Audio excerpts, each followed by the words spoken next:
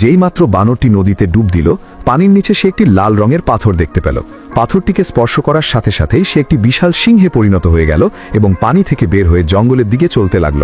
তখন সে দেখল একটি সিংহ একটি ছাগলকে ধরে খেতে যাচ্ছে।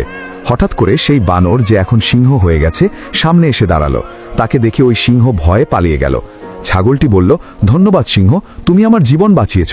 তুমি কোথা থেকে এসছো? বানরটি বলল, আমি আসলে একটা বানর। ছাগলটি বলল, না, তুমি তো একজন সাহসী সিংহ। বানরটি বলল, আমি আগের সেই বানরই। আমি নদীতে ডুব দিয়েছিলাম, সেখানে নিচে একটি লাল পাথর ছিল। সেটিকে ছোঁয়ার সাথে সাথেই আমি সিংহে পরিণত হয়ে গেলাম। এই সব কথা একটি শিয়াল লুকিয়ে শুনছিল। সে দ্রুত দৌড়ে সিংহের কাছে গিয়ে বলল, সিংহ সর্দার, একটা বানর সিংহ হয়ে গেছে।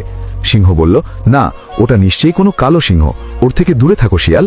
শিয়াল বলল, সর্দার, আপনি ভুল বুঝছেন, ওটা সত্যিই বানর, আমি নিজে শুনেছি। সিংহ বলল, কি শুনেছ তাড়াতাড়ি বলো। শিয়াল বলল, সে একটা ছাগলকে বলছিল যে সে নদীতে ডুব দিয়েছিল আর পাথর ছোঁয়ার সাথে সাথেই সিংহে পরিণত হয়ে গেছে।